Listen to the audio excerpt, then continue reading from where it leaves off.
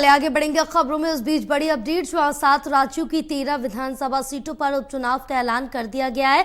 ECI ने 13 विधानसभा सीटों पर उपचुनाव का ऐलान किया। 13 सीटों पर उपचुनाव के लिए 10 जुलाई को मतदान किया जाएगा। 13 सीटों पर 10 जुलाई को वोटिंग की जाएगी और 13 जुलाई को जो नतीजे हैं वो भी सामने आ जाएंगे।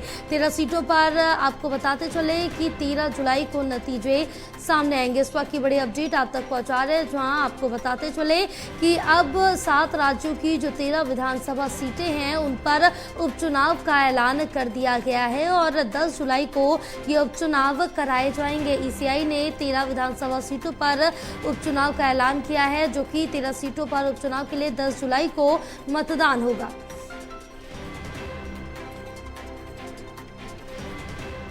तो वहीं 13 सीटों पर जहां 10 जुलाई को वोटिंग होगी तो 13 जुलाई को नतीजे भी सामने आ जाएंगे। हमारे साथ एसोसिएट एडिटर प्रदीप कुमार जुड़े हुए हैं और ज़्यादा जानकारी लेंगे। प्रदीप, अब ईसीआई की तरफ से ऐलान कर दिया गया जहां 13 सीटों पर 7 विधानसभा की अगर बात की जाए, 7 राज्यों की विधानसभा की 13 सीटों पर उपचुनाव का ऐलान किया गया, जो कि 10 जुलाई की तारीख दी गई है और 13 को उसके नतीजे भी सामने आ जाएंगे। देखिए, चुनाव आयोग की ओर से 13 असेंबली सीटें हैं जो 7 राज्यों की हैं। इनमें बिहार, वेस्ट बंगाल, तमिलनाडु, मध्य प्रदेश, उत्तराखंड, पंजाब और हिमाचल प्रदेश शामिल है, जहां पर उपचुनाव होना है अलग अलग सीटों पर। बिहार की 3 सीटों पर उपचुनाव है और इसके अलावा बंगाल की 2 सीटों पर हम चुनाव मुकाबला देखेंगे। माफ कीजिए, दोबारा से बताता हूँ आपको। बिहार की 1 सीट पर चुनावी मुकाबला होगा रुपोली में, और वेस्ट बंगाल की जो सीटें हैं वो 4 सीटें शामिल है जहां पर उपचुनाव होना है। तमिलनाडु की 1 सीट शामिल है, मध्य प्रदेश की 1 सीट शामिल है, उत्तराखंड की 2 सीटें शामिल हैं, जबकि पंजाब की जो सीटें हैं वो 2 सीटें शामिल है जहां पर उपचुनाव होना है। हिमाचल प्रदेश की 2 सीटें हैं जहां पर उपचुनाव होना है। चुनाव आयोग ने पूरे कार्यक्रम का शेड्यूल जो है वो जारी किया है। इसमें जो गजट नोटिफिकेशन है वो 14 तारीख को जारी किया जाएगा, 14 जून को। इसके अलावा डेट ऑफ फाइलिंग नॉमिनेशन जो होगी वो 21 तारीख होगी, जब यहाँ पर नॉमिनेशन फाइल किए जा सकते हैं। स्क्रूटनी जो होनी है वो 24 तारीख को होनी है, 24 जून को होनी है। साथ ही जो विड्रॉल यानी अपना नॉमिनेशन वापस लेने की जो आखिरी तारीख तय की है चुनाव आयोग ने, वो 26 तारीख तय की है। 26 जून तक जो नॉमिनेशन वापस लिया जा सकता है। चुनाव जो होगा वो 10 जुलाई को होगा, वो तारीख तय की गई है 10 जुलाई को चुनाव के लिए। और इसके अलावा जो काउंटिंग है, डेट ऑफ काउंटिंग वो 13 जुलाई है, यानी उसी दिन नतीजे घोषित हो जाएंगे। तो ये पूरी प्रक्रिया है जिसका अनाउंसमेंट चुनाव आयोग विधानसभा सीटों पर उपचुनाव होना है और इसमें बिहार की 1, वेस्ट बंगाल की 4, तमिलनाडु की 1, मध्य प्रदेश की जो सीटें हैं वो 1 सीट शामिल है, उत्तराखंड की 2 सीटें, पंजाब की 2 सीटें और हिमाचल प्रदेश की 2 सीटें शामिल हैं। जी बिल्कुल प्रदीप, लेकिन इस बीच अगर हम बात करें तो 7 राज्यों की 13 विधानसभा सीटों पर ये मतदान हो रहा है और इन 13 की अगर बात की जाए तो ये सीटें सबसे ज्यादा किसके खाते में है इस समय?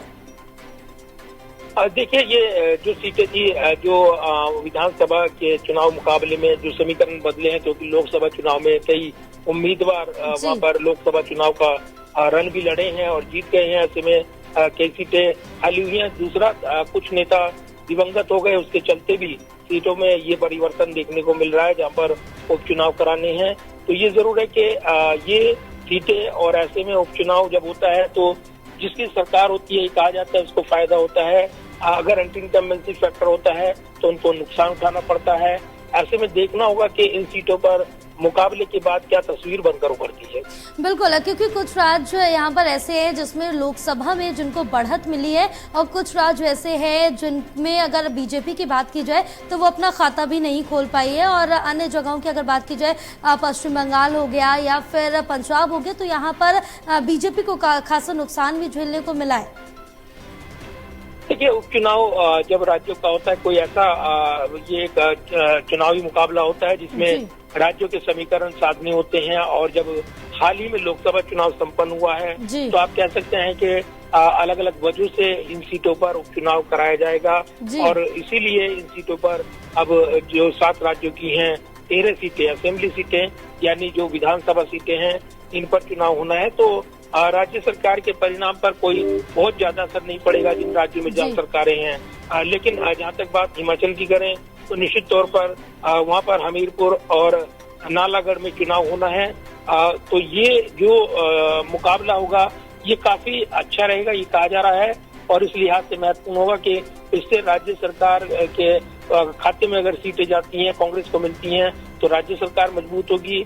अगर विपक्ष जीतता है तो विपक्ष ये मैसेज देने में कामयाब रहेगा कि वहाँ पर सरकार के खिलाफ माहौल है।